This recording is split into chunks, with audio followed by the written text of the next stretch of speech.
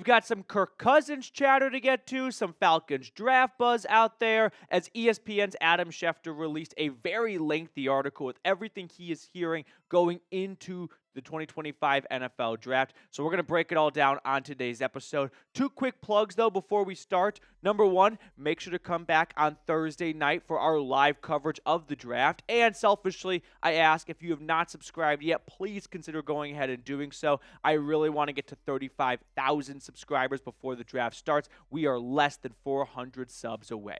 Now let's get into the meat and potatoes of today's show, which is all about Kirk Cousins. And I know this is a topic that we have discussed a lot really since the end of the regular season. So we're going on 3-4 months at this point. But Schefter put out some very juicy stuff that I think you guys are going to want to see. So here's what he said. Publicly, the Falcons have said they are not interested in trading quarterback Kirk Cousins, but that they'd entertain offers if the right deal was on the table. Privately, they have had discussions with teams and have asked for a lot in return per sources. I continue to maintain the same belief really since the day Kirk Cousins got benched.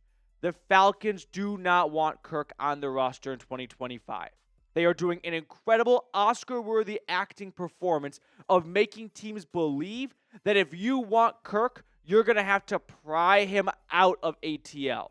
But I don't see why Kirk Cousins wants to stay in the Falcons organization. He asked Arthur Blank for a new home. He had an hour meeting with him with 5 pages of notes from Art. And then from the Falcons' point of view, you've got a quarterback who is being very public at Radio Row in New Orleans leading up to the Super Bowl, publicly sharing that he met with Arthur Blank for an hour, asking to go somewhere else where he could start, and releasing a lot of really damning information on Raheem Morris and Terry Fontenot about a shoulder and elbow injury he played through last year when the Falcons gave no indications that he was injured towards the end of 2024, making Morris look borderline incompetent as a head coach. You didn't know your quarterback was injured and you kept playing him, or you knew he was injured and you didn't bench him. Either way, it's not a very good look for Morris. So you put all of that together in a blender, you hit start, and it equals get Kirk out of Atlanta. Is he a good backup in a vacuum? Yeah, he'd be a terrific backup in a vacuum. But you've got to factor in that you've got a young quarterback who needs a backup who's there to support him and help him grow and develop in his NFL career. Not a backup who's constantly breathing down his neck, looking over his shoulder, trying to get back onto the field. There's a time and place for those backups. When you've got a quarterback battle, bring those guys in. When you've got a clear-cut young QB, get a backup who knows his role. That is not Kirk Cousins. So I continue to preach, and I might be alone. I might be in the masses. I'm not really sure. But I'm not going to waver from the stance. The Falcons do not want Kirk Cousins on the roster come week 1. They just want to get a good trade out of it, so they do not want to appear desperate to move on from him. Now, as for some of the details for what a trade could look like, Schefter also dropped some real hardcore facts and figures. Here's what he said. Atlanta has asked for any acquiring team to pay $20 million of the $45 million worth of guarantees left on Cousins' contract. To date, no one has been willing to do that, and no team is expected to be willing to. But what happens this weekend and which franchises come out of the draft with or without a rookie quarterbacks could influence how much guaranteed money a team might be willing to absorb on Cousins' contract. When I read that, the first thing I thought of was this is somewhat similar to Baker Mayfield when he got traded from the Browns to the Panthers after, not an apples-to-apples situation, but Cleveland went down the Deshaun Watson path. They ended up landing Watson, but even before then, Baker was still asking for a trade out of Cleveland. So to me, this says Baker Mayfield shades and vibes to it. Now, looking specifically at what teams this could be, Schefter added this. There is a feeling around the league that a team, whether it is the Vikings or Steelers, might be willing to pay down roughly $10 million. So we got two name drops here. The Steelers at 21 in the draft don't appear to be going after a quarterback, but if they didn't plan on Shedeur Sanders being at 21, that could change things, right? Somewhat similar to like how the Bears, they signed Andy Dalton because they didn't expect to get a quarterback in the draft when they were picking 20, and then Justin Fields fell all the way to 11. They traded up for Fields and out with plan A and with the new plan. So things change during the draft when unexpected circumstances pop up. The Vikings are in a weird spot, and we'll look at them in a moment here. But like I was talking about just 30 seconds ago, I'm getting Baker Mayfield deja vu. When he was traded from Cleveland to Carolina, the Browns did not get a lot out of it. They got a conditional 5th-round draft pick. It never elevated to a 4th. That was based on playing time. But the Panthers paid about a third of his salary. We'll call it $5 million of $15 million in fully guaranteed money. So if you scale that up to $45 million from Kirk Cousins, $10 million, it's not quite a third, but it's closer to it than $20 million that Atlanta is looking for. So I think we could see something similar to this when July rolls around and a team kind of comes to the realization of, so the rookie we took in day 3, it's early, it's not even training camp, but we don't really expect him to be a day 1 starter for us. We're not really optimistic about what we already have on the roster, so let's give Atlanta a call. We'll give up a conditional day 3 pick for next year's draft, and we'll take on a little under a third of his salary. At that point, the Falcons have two options. They can either continue to give off this impression that they really like Kirk as a backup for them, and they go, no, we want way more because we don't even want to move on from Kirk. Or Atlanta just comes to the realization of this is the best offer we're going to get, / it might be the last offer we get. Let's make a deal right now and not bring this entire circus into camp. Now, the reason why the Vikings were brought up, which might catch you off guard, is there's some sense of uncertainty with J.J. McCarthy in Minnesota. And I base this off actions speak louder than – actually, I'll backtrack that. Actions speak louder than words in the sense of there is a lot of certainty that he could be their quarterback since they have not added anyone. But from the rumors and just chatter out there, the fact that Aaron Rodgers kind of lingered around with the Vikings could be a reflection of the Vikings aren't all that certain in what they have with JJ, and so that's why they are at least poking around some other quarterbacks because McCarthy's coming back from a knee surgery that I don't think the rehab was smooth sailing. So from the actions speak louder than words standpoint, they do show a lot of support. Right now, the only other quarterback they have on the roster is Brett Rippon. So to me, this shows they are full in on JJ. But from the, I guess, opposite of words speak louder than actions, which isn't a thing, people could point to they might want to bring in a more stable veteran backup in case JJ's not really ready to roll. So do with that information what you will. Now, as for the Steelers, they are in a holding pattern right now. They are circling around waiting for some kind of, flight path to land because Aaron Rodgers has not signed with them yet. And on the Pat McAfee show last week, he tossed out the possibility of retiring. And if that does happen, one has to assume the Steelers are going to be blowing up Terry Fontenot's phone with requests and proposals and inquiries for Kirk Cousins. So that's where things currently stand on the Cousins front. Worst case scenario for Atlanta, they hold on to Kirk Cousins, go into training camp, no one makes him an offer, and they end up having to release him, and they gave him a $10 million roster bonus on the 5th day of the new league year that was for absolutely nothing. That was there to show that they are dug in on keeping Kirk and wanting a good trade out of it, never getting an offer, and paying Kirk $10 million for absolutely 0 games of work from March until September. My worst case scenario is they hold on to him for the whole season. It becomes a little bit of a circus, and then we get some athletic article next January of the Falcons season from hell, why Raheem Morris got fired, and it's because Kirk Cousins was there and not a very good mentor or backup to Michael Penix. And now we go into the next offseason thinking, do we need a new quarterback? Is Penix not the guy? I know that is, a slippery slope from just Cousins sticking around as the backup, but that's truly big doomsday nightmare scenario. And it all starts with, hey, the Falcons weren't a serious franchise, and they had a backup quarterback for their second-year quarterback, and the backup didn't want to be there. and you should have gotten a backup who wanted to be a backup. So there's that. More to get to on the draft side of things in just a second, but a quick shout out to our friends over at Factor. Make this your best season yet with nutritious 2-minute meals from Factor. Eating well has never been this easy. Just heat up and enjoy, giving you more time to do what you want.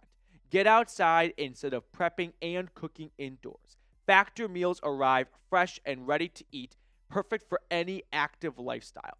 With 45 weekly menu options, you can pick gourmet meals that fit your goals. Choose from Calorie Smart, Protein Plus, Keto, and more. Factor powers your day with satisfying breakfasts, on-the-go lunches, premium dinners, and guilt-free snacks and desserts.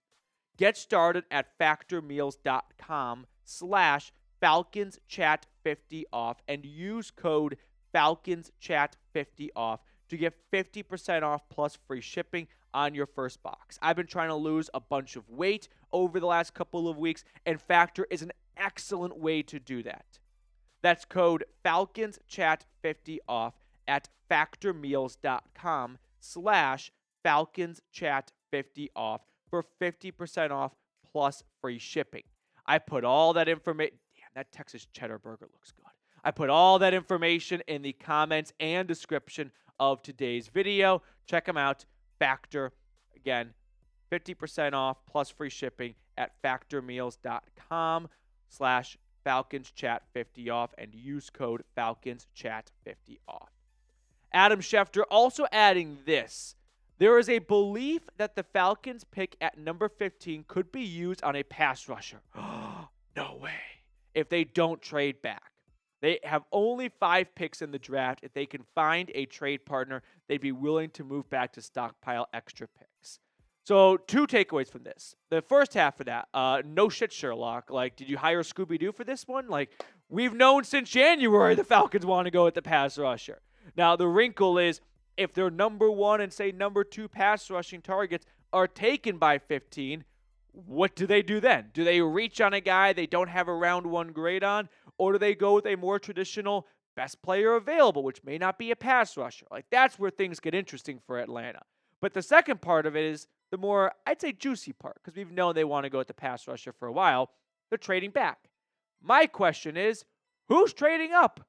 Let's, revisit the draft board for here.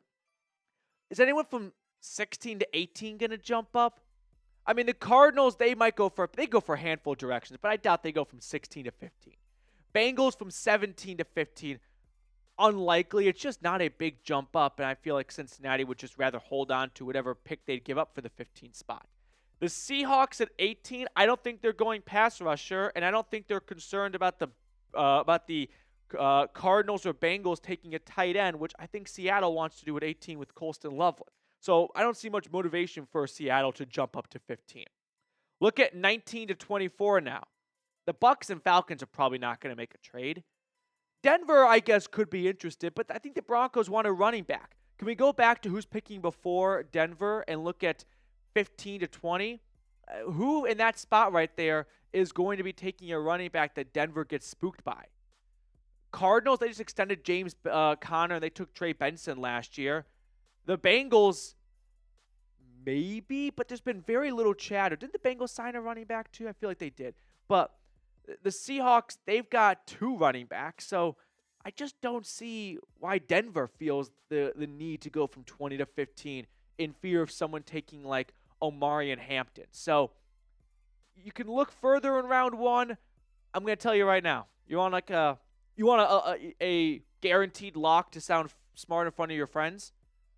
No one in round 1 of this draft is going to jump up 10 or more spots.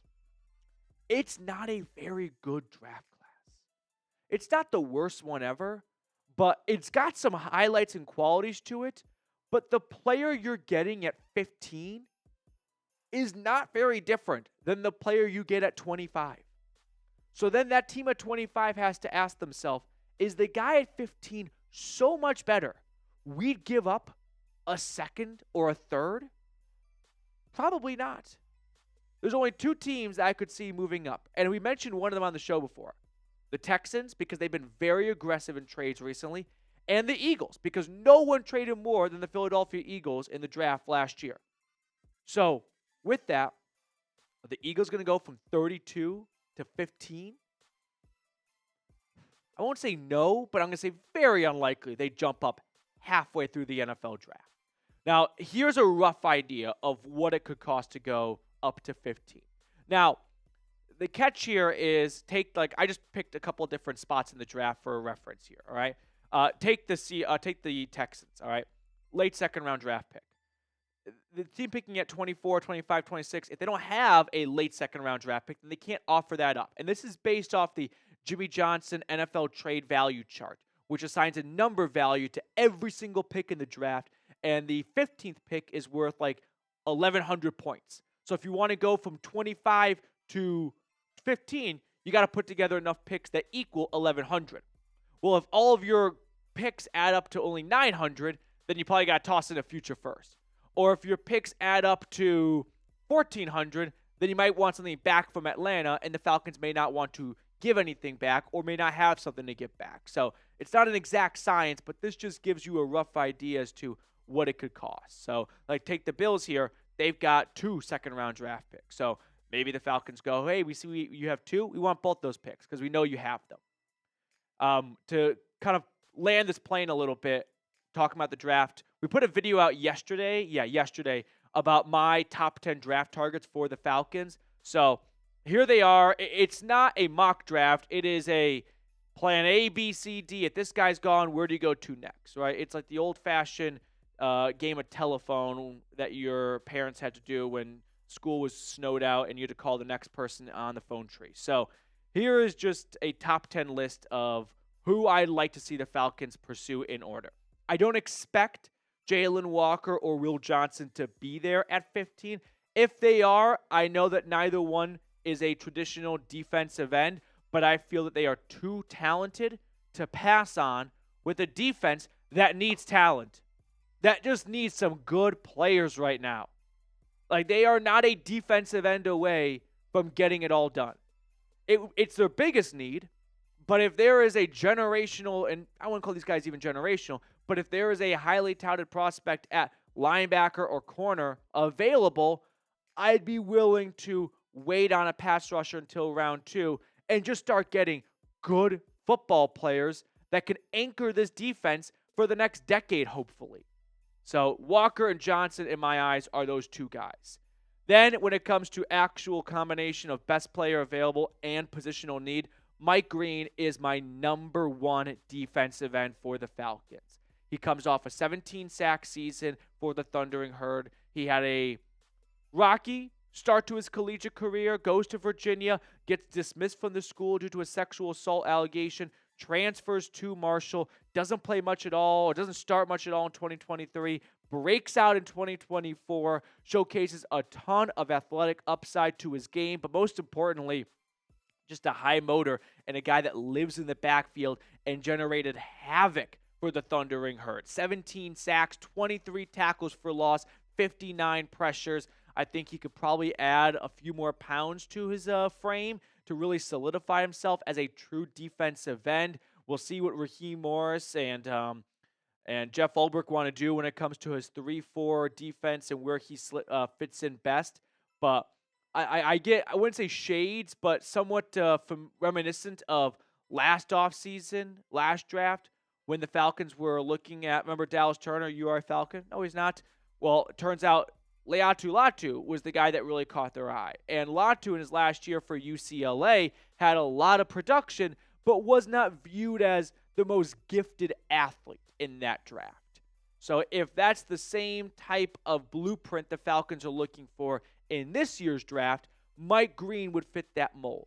Now, if they want just a great athlete who's got a really high ceiling, Mykel Williams is the name I'll toss out there. If the Bears take Mike Green at number 10 because Ashton Genty and Tyler Warren are gone, and that's who the Chicago Bears had at 1 and 2 on their big board, so they opt to go with their plan C, say Mike Green, I would watch for Williams. He's an awesome, physical specimen like all Georgia defenders are. 6'5", 260. He's not as fast to say like James Pierce or probably even Mike Green, but he's only 20 years old. He's got a lot of growth and development to do just from a pure, anatomy standpoint. He's not even a full-grown man yet. And look at what he was able to do last year for the Bulldogs when playing on a high ankle sprain for much of the season. I love the way he came alive in the biggest games of the season for the Bulldogs at Texas and then in the SEC championship game against Texas. The lack of production for me is definitely maybe like a blood orange flag. I won't say it's an absolute non-starter for me because he did put up 5 sacks and 9 tackles for loss, but I really value production, but I'm willing to factor in the high ankle sprain that he played through much of the year and factor in when you're picking at 15, you're not going to get likely your number 1 or your number 2 preferred choice. So you have to be flexible a little bit. Now, as we enter draft week here, let me know who you think the Falcons are going to pick at number 15. Shoot your shot in the comment section below. I'm going to go with Mike Green. I'm going to be, optimistic that he's available at 15 and he is the pick for the Falcons. All right, before we get on out of here, I picked 6 viewers out of the comment section from our last video. So let's spin the wheel and figure out who the commenter of the day is. Big special shout out going to Dylan. I feel like Dylan might have actually been on this once before, but I don't keep track. So Dylan, 2 claps for you. 1, 2. Thank you so much for tuning in. Enjoy the rest of your Monday. We will be live. I should have mentioned this at the beginning of the show. Bad on me. We'll be live in a few hours just for a fun, NFL draft live week of build-up. So come back around 4 p.m. Eastern for some more Falcons Today content.